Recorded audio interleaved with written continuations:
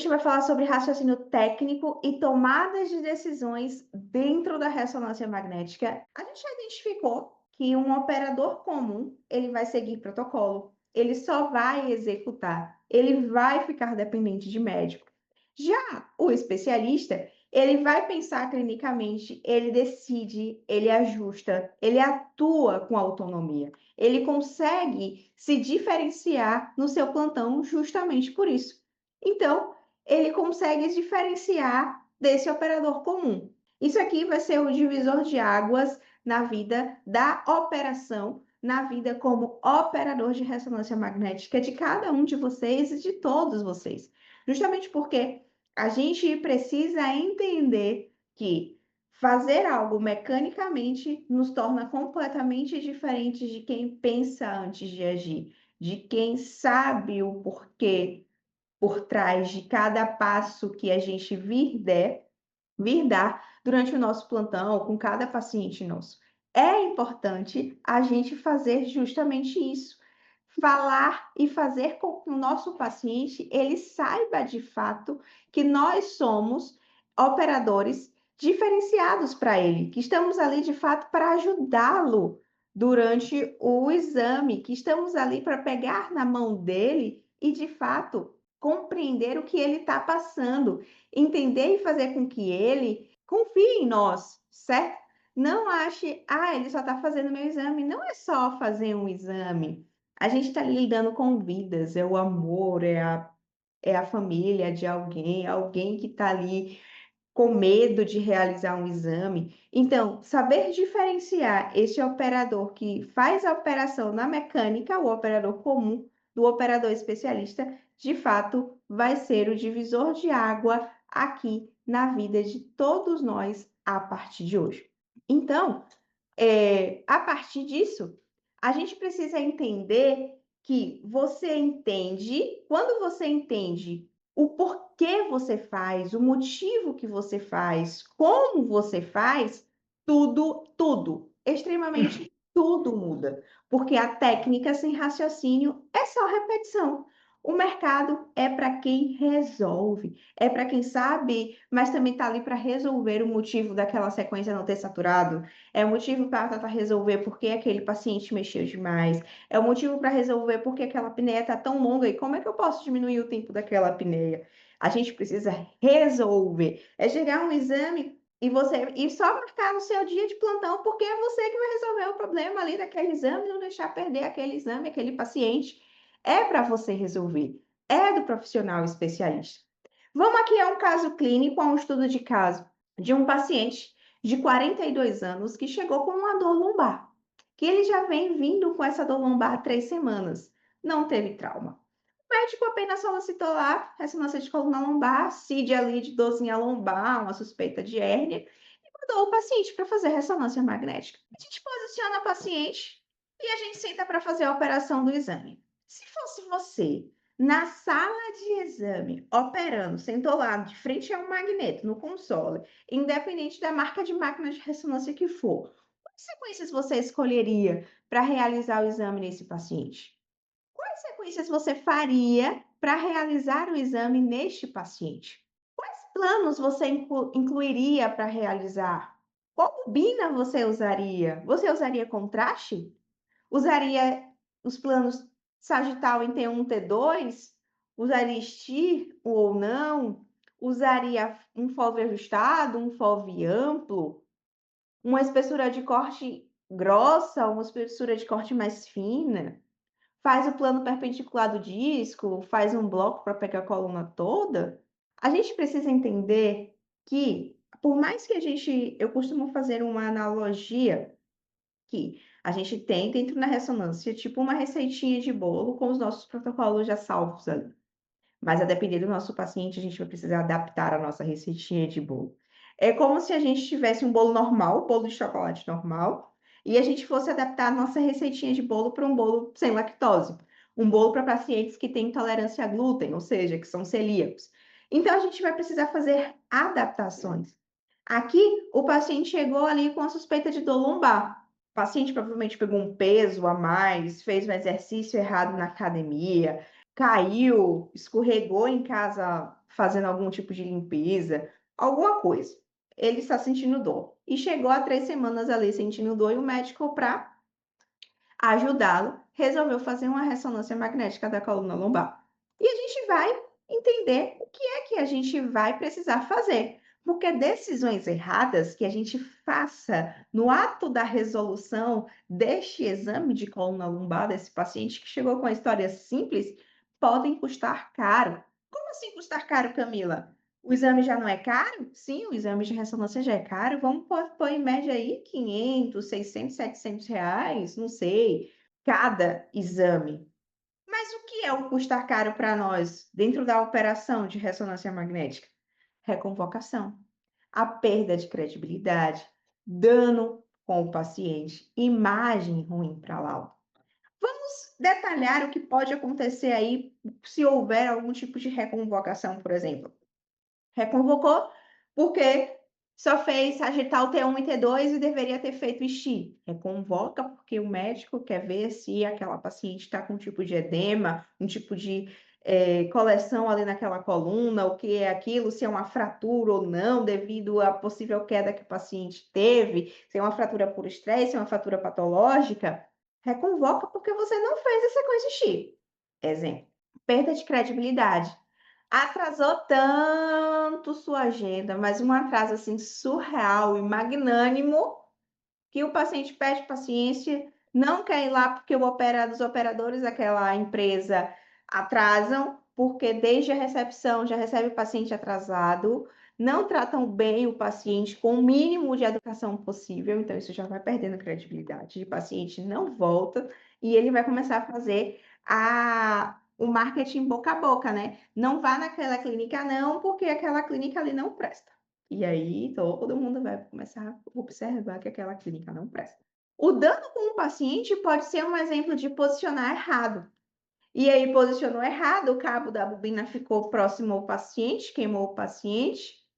Ou o paciente, ele não estava com a perinha, sentiu algum tipo de fobia, esqueceu de dar a perinha, squeeze ball na mão do paciente, não. O paciente teve uma crise de ansiedade, quis interromper o exame por uma tosse, ou porque ficou com medo mesmo, por algum possível dano ali, e aí o paciente sofreu algum tipo de dano, ou se queimou, enfim, alguma coisa. Ou imagem ruim, o paciente mexeu, ou você não soube posicionar o paciente. Ou na lombar que era para estar no centro da bobina que a gente vai estar usando, se for bobina de mesa ou bobina de corpo, junto com a bobina de mesa, não ficou bom o posicionamento, a coluna lombar no norte, a bobina no sul, sinal zero, imagem ruim, ou o paciente mexeu, enfim, ou erro de saturação de sequências, imagem ficou ruim, e aí a gente vai ter que fazer a reconvocação.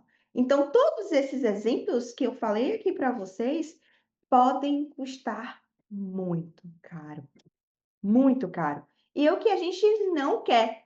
E o que, que de fato um especialista faria? Aquele especialista para se diferenciar do operador comum vai avaliar se os sinais clínicos, vai avaliar através da entrevista se você fez ou não a entrevista.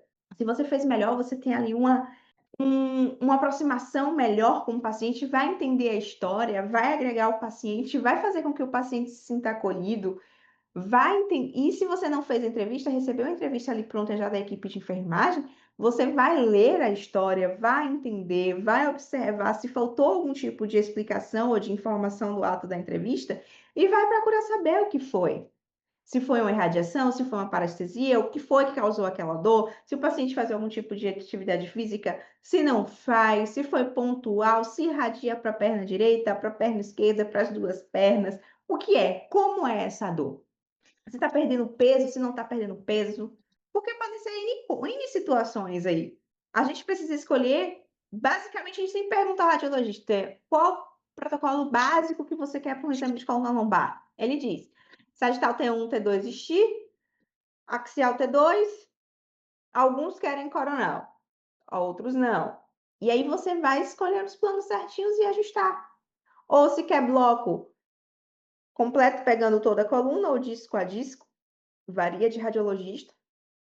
Se o paciente tiver uma infecção ou a gente vê uma imagem suspeita, adiciona uma difusão ali. Não é comum, mas a gente, sendo um especialista, já adiciona uma sequência de difusão ali, quando há uma suspeita de infecção. Se o protocolo não tem STI, mas o paciente tem ali uma suspeita de trauma, de fratura, se tem alguma suspeita de edema, algum problema ali na medula, a gente vai lá e adiciona a sequência STI também para fazer a avaliação. E o gadolínio, a gente injeta ou não injeta? Por que injetar? Ah, o paciente está perdendo peso muito rápido nas últimas semanas, nas últimas 3 semanas, sentindo muita dor, não houve queda. Quando abre a imagem lá, câncer na coluna. E aí a gente injeta ou não injeta? Tem que, se for nas condições possíveis de fazer um contraste, a gente já injeta e evita uma reconvocação. Então a gente precisa sempre pensar como fazer e sempre estar atento em todos os sinais, porque cada mínimo sinal que for apontando durante o nosso exame, ele vai ser uma resposta para a gente. Então, fazer um exame com plano adequado, utilizar sequências complementares, fazer uma avaliação de contraste, reduzir, evitar essas redundâncias e garantir uma qualidade diagnóstica, isso é de um operador que se é especialista em ressonância magnética. Por exemplo, paciente já me disse que ela não pode injetar contraste porque ela é alérgica a gadolínio, por exemplo, e está fazendo exame de coluna. E geralmente, o que a gente faz na coluna? Quando precisa do contraste, a gente faz o pós-contraste sagitário axial T1. E com isso, eu pego o axial T1, que eu faria no pós-contraste, e faço no pré, para que o médico consiga ali avaliar uma anatomia, uma patologia melhor daquela coluna, porque a paciente ela não pode receber o uso do contraste. Isso, a gente vai precisar de fato ter esse olhar clínico, para que com o tempo a gente consiga ajudar cada vez mais o nosso paciente e fazer cada vez mais melhor o nosso trabalho, que é isso que importa, é isso que a gente quer. Porque o que é que o mercado quer? Como eu falei, ele quer quem resolve o problema. E não quem pergunta o tempo todo. Perguntar não é errado, não. Mas você fazer perguntas que não são de dúvidas, que você sente que é uma dúvida genuína, mas uma dúvida redundante, isso já deixa a pessoa que está ali trabalhando contigo pensando: algo de errado não está certo. A gente precisa observar e ser profissionais seguros, técnicos operadores que saibam pensar, entender a lógica por trás de cada situação que nos aparece. Pessoas, operadores que entreguem o que o médico de fato precisa e tenhamos uma boa relação médico-operação de equipamento. Chegou um paciente para mim algumas semanas atrás, ele deve ter em média ali uns 65 anos. E a solicitação vinha tórax para avaliação de caroço nas costas. Enfermeira, como uma pessoa que já trabalha na área há uns bons anos, com uma expertise, também me chamou quando recebi a solicitação e estava diante do paciente para fazer a entrevista. E aí a gente conversando, a gente quis ver qual era a região, porque eu maquinava na minha mente o que eu ia fazer de protocolo nesse paciente. E detalhe, ele não foi preparado para utilizar contraste. Ou seja, ele não foi com os exames de função renal.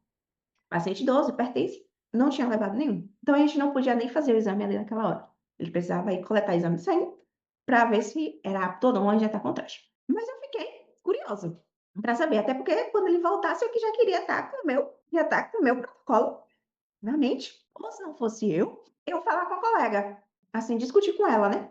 Que eu divido o plantão com outra colega. Aí eu pedi para ver, a gente pediu para ver. Ele levantou a camisa nas costas, tinha como se fosse um sinal bem grandão, que nos últimos tempos o filho dizia que só crescia. Aparentemente já até dava para ver por fora da blusa, um carocinho, um calambuzinho assim, bem grande. Aí comecei, eu pedi permissão para tirar uma foto, tirei foto do caroço nas costas do paciente, sem mostrar o rosto, e tirei foto da solicitação. E comecei a perguntar às equipes de radiologistas que laudam lá, são duas. Quem laudava, porque eu queria saber o que fazer. Uma logo respondeu que não era ela, que era para eu passar para o outro médico e tal, até que consegui. E o que ele me passou para fazer foi algo completamente diferente do que eu imaginei fazer. Eu aparentemente pensei: "Eu vou ter que fazer parede torácica, não tórax aqui", porque ele não quer ver a parte externa, ele quer ver a ele não quer ver a parte interna, ele quer ver a parte externa. E aí o médico traçou para mim o que ele queria, o passo a passo como ele queria da realização do exame. Inclusive de posicionamento, pediu para posicionar o paciente de barriga para baixo, para não apertar a massa e etcétera. E tudo isso eu quero dizer a vocês, justamente que a gente precisa ter uma boa comunicação com os radiologistas, porque se eu não tivesse essa boa comunicação, o exame ia sair completamente errado, ele ia reconvocar o paciente para resolver a situação do jeito que ele queria. No nosso frigir dos ovos, nós como operadores, nós só obedecemos, mas a gente tem que fazer a nossa parte muito bem feita. A gente tem que fazer a nossa parte como especialista. A gente tem que fazer a nossa parte como quem resolve de fato o problema. O médico não estava ali do meu lado, inclusive, acho que ele mora lá no Ah, estado você do Rio Grande do Norte. eu Se eu não estou enganada. quero assistir essa live aqui. E aí, ele, de fato, passou as orientações para a realização do exame, e eu fiz o exame eu fiz não, na verdade quem fez foi a colega, não caiu no meu dia do meu plantão. A colega fez o exame seguindo as orientações, porque eu conversei com ela, passei tudo o que ele queria, salvei meio que um protocolo ali louco, porque minha cabeça ficou bem só maquinando aquele exame ali, e pedi para ela testar as sequências com o paciente. E deu muito bom. Mas é isso, a gente precisa resolver o problema, não levar mais problema para o nosso ambiente de trabalho. Então é isso, galera. Fiquem com Deus. Um beijo.